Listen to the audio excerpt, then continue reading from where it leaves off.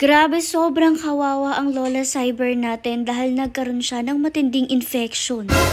Hello Pack members! Welcome back to Husky Pack TV! Alam niyo ba, pinilit ko lang maging happy-happy talaga yung voice ko, pero sa totoo lang ay very sad ng video na to para sa atin. Dahil nga po ngayong araw ay pumunta si na mother dito sa vet umaga pa lang, tapos unang-una nagtingin sila ng mga pagkain. Pero hindi talaga yan ang pakay nila dahil for today ay kasama nila si Cyber dito sa Kung mapanood nyo nga po yung video natin sa kabilang Facebook page natin, which is ang Husky Pack TV Vlogs, alam nyo po na at in-explain ko doon kung ano yung nangyari kay Cyber. Hindi ko na nga like chichika dito, panoorin nyo na nga lang doon sa page na yun at huwag nyo kalimutan mag-follow doon kasi soon enough titigil na kami mag-post dito sa page na to at doon na kami mag-post. Anyways, dinala nga dito si Cyber ngayon sa vet at unang ginawa ni doktora dito is tinry siyang bigyan ng pagkain kung meron pa ba siyang appetite. Pero yun nga, kumakain rin naman siya at ang ayaw niya lang talaga is yung dog food, pero gusto niya ng mga ganitong ulam kaya naman for the eat siya dyan ng maigi. Bale ngayon rin nga pala ay maraming gagawing tests for Skyler. Meron yung for CBC, tapos may mga 4-way test, 3-way test at kung ano-anong test yung gagawin sa kanya. Noong time na to nga, nilagyan na rin siya ng dextrose. At alam nyo ba, dapat talaga hindi to i-film ni mother kasi hindi niya talaga ina-expect na mayroong sakit si Cyber. Konting backstory muna tayo tungkol sa Cyber na natin ay noon pa man talaga napansin na natin na medyo nang hihina nga siya, tapos nagkakaproblema siya sa appetite niya at isa pa minsan yung pupo niya is basa. Kaya naman dinala natin siya noon sa vet para nga maipa-check up at ang sabi nga sa vet noon ay dahil nga lang daw po yun sa katandaan niya kaya binigyan siya ng mga maintenance na gamot.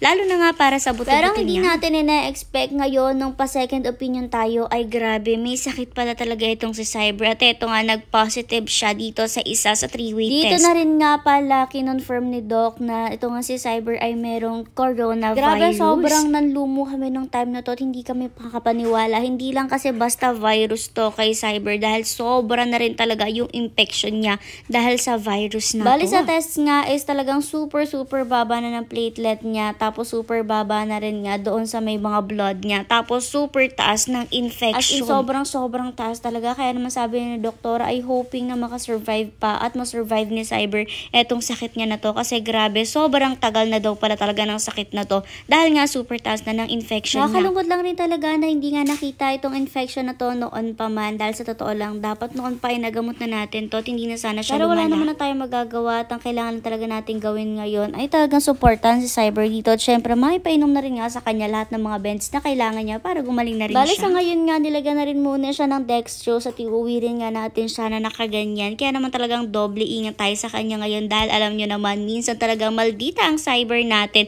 Kaya mataas ang possibility na ngat-ngatin niya rin talaga yung IV line niya na yan. Grabe talaga ang Cyber natin kung kailan naman tumanda ay saka pa talaga nagkaroon ng ganitong sakit at yung coronavirus nga daw pala guys is para siyang parvo